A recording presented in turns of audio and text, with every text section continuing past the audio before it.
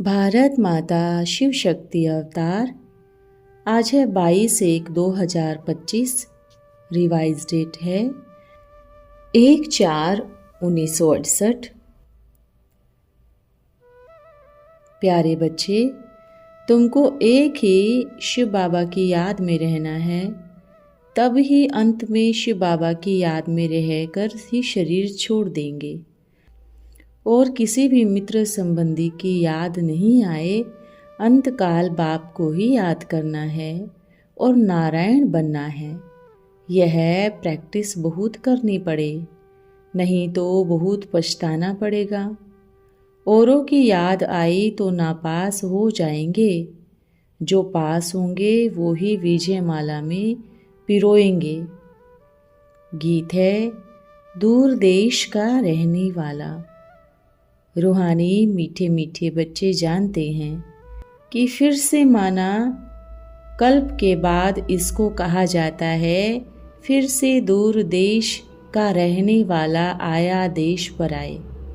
यह सिर्फ उस एक के लिए ही कहा जाता है, उनको ही सभी याद करते हैं। वो है विचित्र, उनका कोई चित्र नहीं है। ब्रह्मा विष्णु शंकर को देवता कहा जाता है, शिव भगवानुवाच कहा जाता है। वो रहते हैं परम धाम में, उनको सुख धाम में कभी बुलाते नहीं, वो आते ही हैं संगम पर। यह तो बच्चे जानते ही हैं, सतयुग में सारे विश्व पर तुम पुरुष उत्तम रहते हो, मध्यम कनिष्ठ वहाँ होते नहीं। उत्तम ते उत्तम पुरुष यह लक्ष्मी नारायण हैं।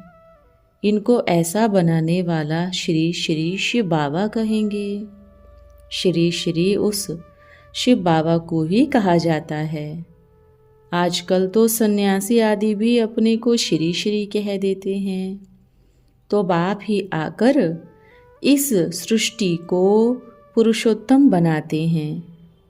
सतयुग में सारी सृष्टि में उत्तम ते उत्तम पुरुष मनुष्य रहते हैं। उत्तम ते उत्तम तथा कनिष्ठ ते कनिष्ठ का अर्थ इस समय तुम समझते हो। कनिष्ठ मनुष्य आप ही नीचाई दिखाते हैं। अब तुम समझ सकते हो कि हम क्या थे, अब क्या बन रहे हैं। हम पाप आत्मा पतित थे, अब फिर से हम स्वर्गवासी पुरुषोत्तम बन रहे हैं। यह है ही संगम युग। तुमको निश्चय है कि इस पुरानी दुनिया का जरूर विनाश होना है। बाप दूर देश के रहने वाले आए देश पराए में नई दुनिया स्थापन करने। पुरानी सो नई, नई सो पुरानी जरूर बननी है। नई को सतयुग, पुरानी को कलयुग कहा जाता है। बाप है ही सच्चा सोना, सच ही कहने वाला, उनको ट्रूथ कहते हैं। सभी कुछ सत्य बताते हैं। यह जो कहते हैं कि ईश्वर सर्वव्यापी है, वो सब झूठ है। अब बाप कहते हैं झूठ मत सुनो। सीनो एविल, भक्ति करते करते बंदर मिसल बन गए हैं। बाप के लिए यह झूठ ही झूठ बताते हैं। राज विद्या की बात अलग है, वो तो है ही अल्पकाल के सुख के लिए। दूसरा जन्म लेकर फिर नए सिर पढ़ना पड़े, वो है अल्पकाल का सुख। यह है 21 जन्मों के लिए, 21 पीढ़ी के लिए। पीढ़ी बुढ़ापे को कहा जाता है। वहाँ कब अकाले मृत्यु नहीं होती। यहाँ तो देखो कैसे अकाले मृत्यु होती रहती है। गर्भ में जाते भी मर जाते हैं। तुम अभी काल पर जीत पहन रहे हो, जानते हो वो है अमर लोक, यह है मृत्यु लोक। वहाँ तो जब बूढ़े होते हैं तो साक्षात्कार होता है कि हम तो जाकर बच्चा बनेंगे। बुढ़ापा पूरा होगा और हम यह शरीर छोड़ेंगे, नया शरीर मिले वो तो अच्छा ही है ना, बैठे बैठे खुशी से शरीर छोड़ देते हैं। यहाँ तो उस अवस्था में रहते शरीर छोड़ने लिए मेहनत लगती है। यहाँ की मेहनत वहाँ पर कॉमन हो जाती है। यहाँ देह सहित जो कुछ भी है सबको भूल जाना है, अपने को सिर्फ आत्मा समझना है, इस पुरानी दुनिया को छोड़ना है। आत्मा सतो प्रधान थी तो सुंदर शरीर मिला, फिर कामचिता पर बैठकर तमो प्रधान सावरे हो गए तो शरीर भी सावरा मिला। सुंदर से श्याम बन गए। कृष्ण का नाम तो कृष्ण ही है, फिर भी उनको श्याम सुंदर क्यों कहते हैं? चित्रों में भी कृष्ण का चित्र सावरा बना देते हैं, परंतु अर्थ नहीं समझते। अब तुम समझते हो कि सतो प्रधान थे तो सुंदर थे, अब तमो प्रधान श्याम बने हैं। सतो प्रधान को पुरुषोत्तम कहा जाता है, तमो प्रधान को कनिष्ठ कहेंगे। बाप तो एवर प्योर ही है, वो आते हैं हसीन बनाने। मुसाफिर है ना, कल्प कल्प आते हैं, नहीं तो पुरानी दुनिया को नया कौन बनाए। यह तो पतित छीछी दुनिया है, इन बातों को दुनिया में कोई नहीं जानते। अभी तुम जानते हो कि बाप हमको पुरुषोत्तम बनाने के लिए पढ़ा रहे हैं। हम फिर से सो देवता बनने लिए हम सो ब्राह्मण बने हैं। हम शूद्र थे, अब फिर ब्राह्मण बने हैं। तुम हो संगम युगी ब्राह्मण। दुनिया यह नहीं जानती कि अब संगम युग है। शास्त्रों में लाखों वर्ष कल्प की आयु लिख दी है। वो समझते हैं कि कलयुग तो अजून बच्चा है। अब तुम दिल में समझते हो कि हम यहाँ आए हैं उत्तम ते उत्तम, कलयुगी पतित से सतयुगी पावन मनुष्य से देवता बनने के लिए। ग्रंथ में भी महिमा है ना, पतित कपड़ों को आए धोते हैं, परंतु ग्रंथ पढ़ने वाले भी अर्थ नहीं समझते। इस समय तो बाप आकर सारी दुनिया के मनुष्य मात्र को साफ करते हैं। तुम उस बाप के सामने बैठे हो। बच्चों को समझाया है कि रचता और रचना की नॉलेज को कोई जानते ही नहीं। बाप ही ज्ञान का सागर है। वो सत्य है, चैतन्य है, अमर है, पुनर्जन्म रहित है, शांति का सागर, पवित्रता का सागर, सुख का सागर है। उनको ही बुलाते हैं कि आकर यह वर्षा दो। तुमको अभी बाप 21 जन्मों के लिए वर्षा दे रहे हैं। यह है अविनाशी पढ़ाई। पढ़ाने वाला भी अविनाशी बाप है। आधा कल्प तुम राज्य पाते हो, फिर राज्य गवाते हो, फिर रावण राज्य होता है। आधा कल्प है राम राज्य, आधा कल्प है रावण राज्य। तुम बच्चों को अब यह निश्चय है कि तुम्हारा प्राणों से प्यारा वो पारलौकिक बाप है। प्राण आत्मा को कहा जाता है। मनुष्य मात्र उनको याद करते हैं, क्योंकि वो आकर दुख से छुड़ाकर सुख में ले जाते हैं। तो प्राणों से प्यारा हुआ ना।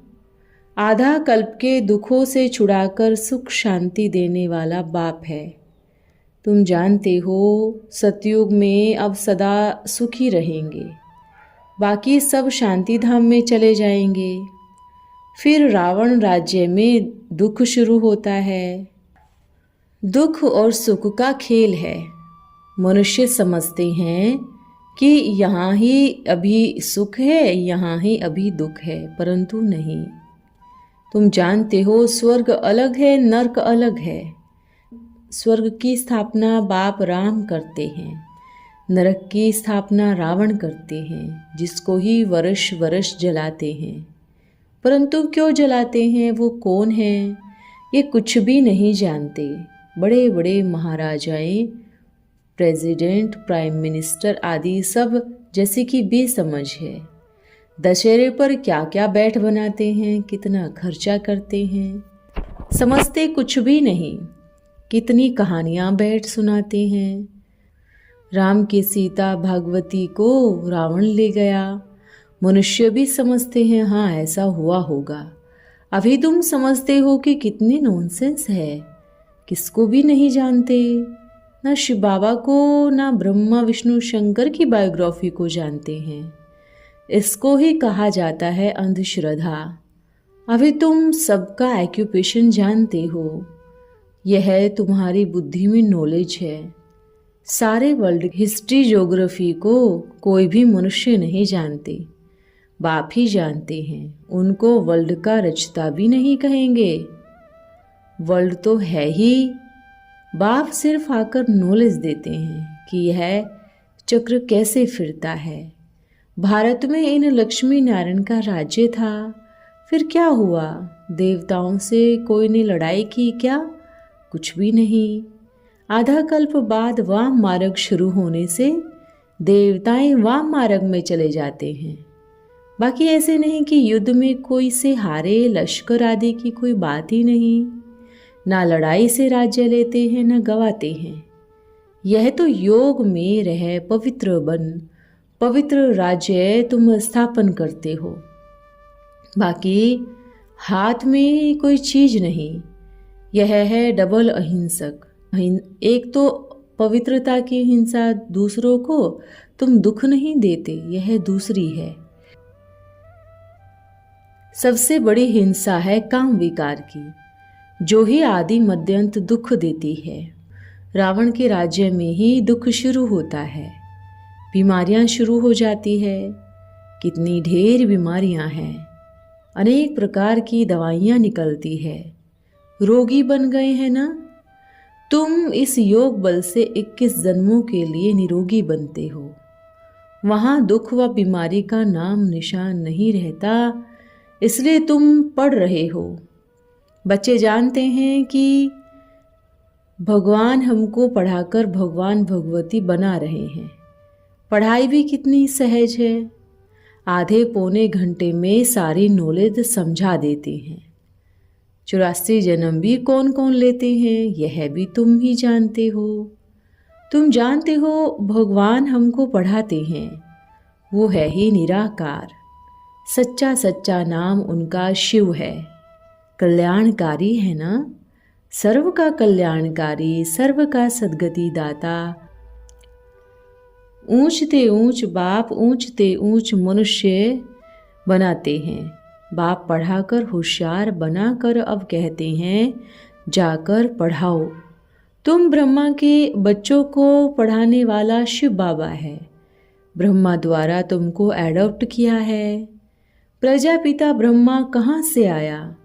इनको एडॉप्ट किया, इस बात में ही मूंझते हैं।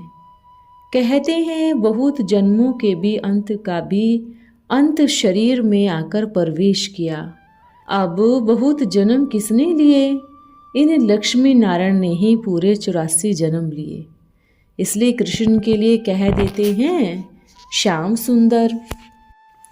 हम सो सुंदर थे, फिर 2 कला कम हुई। कला कम होते होते अब 9 कला बन गए। अब तमो प्रधान से सतो प्रधान कैसे बने? बाप कहते हैं पतित पावन मैं हूँ, मुझे याद करो तो तुम पावन बन जाएंगे। यह भी जानते हो यह रुद्र ज्ञान यज्ञ है। अब यज्ञ में चाहिए ही ब्राह्मण। तुम सच्चे ब्राह्मण हो, सच्ची गीता सुनाने वाले, इसलिए तुम लिखते भी हो सच्ची गीता पाठशाला। तुम सिद्ध कर बताते हो कि और सब है झूठी गीता पाठशालाएं। गीता में नाम ही बदल दिया है। यह भी जानते हैं जिन्होंने भी कल्प पहले वर्षा लिया वो ही आकर लेंगे। अपने ही दिल से पूछो हम पूरा वर्षा ले सकेंगे? यह तुम्हारी 21 जन्मों के लिए कमाई है। वो नकली कमाई साथ में नहीं चलती है। मनुष्य मरते हैं तो हाथ खाली ही जाते हैं। तुम शरीर छोड़ेंगे तो हाथ भरतू, बाकी सब खाली हाथ जाएंगे।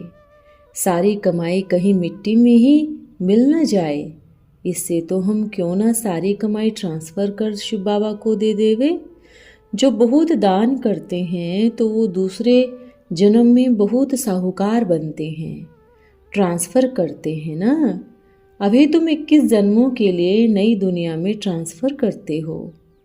तुमको रिटर्न में 21 जन्मों के लिए मिलता है। वो तो एक जन्म के लिए अल्पकाल के लिए ट्रांसफ़र करते हैं। तुम तो ट्रांसफ़र करते हो 21 जन्मों के लिए। बाप तो है ही दाता। यह ड्रामा में नोंद है। जो जितना करते हैं वो उतना पाते हैं। वो इनडायरेक्ट दान करते हैं तो अल्पकाल के लिए मिलता है। यहाँ है डायरेक्ट, जिसका रिटर्न तुमको 21 जन्मों के लिए मिलता है। अभी सब कुछ नई दुनिया में ट्रांसफ़र करना है। इनको देखो कितनी बहादुरी की है। तुम कहते हो सब कुछ ईश्वर ने दिया। अभी बाप कहते हैं वो सब कुछ हमको दो। हम तुमको विश्व की बादशाही देते हैं। बाबा ने तो फट से दे दिया, छुपाया नहीं। हमको विश्व की बादशाही मिलती है, वो नशा चढ़ गया। बच्चों आदि का कुछ भी ख्याल नहीं किया। देने वाला ईश्वर है तो फिर जिम्मेवारी थोड़ी ही रही किसी की भी। तो तुम्हारा है 21 जन्मों के लिए ट्रांसफ़र करना। तुम भी जानते हो हम आए हैं बाप से बादशाही लेने। दिन प्रतिदिन समय कम होता जाएगा। आफतें तो ऐसी ऐसी आएंगी जो बात मत पूछो।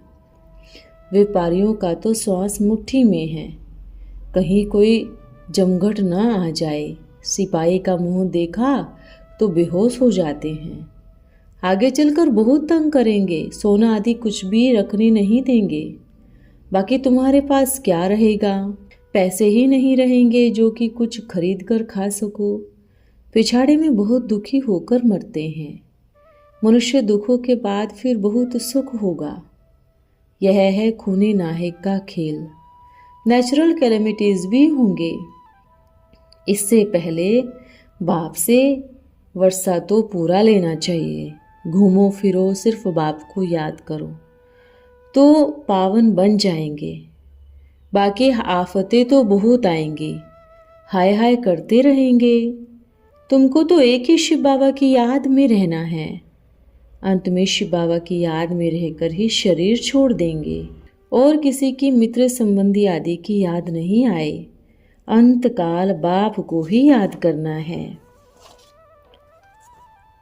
और नारायण बनना है। यह प्रैक्टिस बहुत करनी पड़े, नहीं तो बहुत पछताना पड़ेगा। और कि याद आए तो नापास हो जाएंगे। जो पास होंगे वो ही विजय माला में पिरोए जाएंगे। अपने से ही पूछना चाहिए हम बाप को कितना याद करते हैं। कुछ भी हाथ में होगा तो वो अंतकाल में याद आ जाएगा। हाथ में नहीं होगा तो याद भी नहीं आएगा। बाप कहते हैं हमारे पास कुछ भी नहीं है, यह हमारी चीज़ नहीं है, ये तो ख़त्म हो जाती है। इसलिए एक बाप को ही याद करते हैं। अल फॉर बे, बस यही प्रैक्टिस करनी है। गृहस्थ व्यवहार में तो रहना ही है। कन्याएं तो फ्री हैं, उनको नौकरी तो नहीं करनी है। उस नॉलेज के बदले में यह लो तो 21 जन्मों का वर्षा मिल जाएगा, नहीं तो स्वर्ग की बादशाही गवा देंगे। तुम यहाँ आते ही हो बाप से वर्षा लेने के लिए। पावन तो जरूर बनना पड़े। श्रीमत पर चलेंगे तो कृष्ण को गोद में लेंगे। कहते हैं ना, कृष्ण जैसा पति मिले व बच्चा मिले। तुमको साक्षात्कार भी होता है बाल लीला आदि का। फिर कई उसको जादू समझ लेते हैं, कोई अच्छी रीति समझ लेते हैं, कोई फिर उल्टा सुल्टा उठाते हैं। अच्छा, गुड मॉर्निंग। रात्रि क्लास है 1/4/1968। कोई मित्र संबंधियों की भी सर्विस करते हैं, यह भी अच्छा है। उन बेचारों को पूरी पहचान नहीं है कि बाबा से हमको बेहद का वर्षा मिलेगा, सो पूरा ज्ञान नहीं है। बस शिव बाबा को याद करते हैं, परंतु यह नहीं जानते कि उनसे हमको वर्षा मिलना है। उनको इतनी खुशी नहीं हो सकती जितनी की याद दिलाने वाले को होगी। और खुशी भी तब हो जबकि योग में रहे और दूसरों का भी कल्याण करे। नंबरवार है, सिर्फ यह समझाना है कि ऊंचे ते ऊंच भगवान है, उनकी ही याद अव्यभिचारी याद है। वो है पतित पावन, उनकी याद से पाप नाश होंगे। और तो कोई पतित पावन है नहीं, ऊंचे ते ऊंच बेहद का बाप ही है।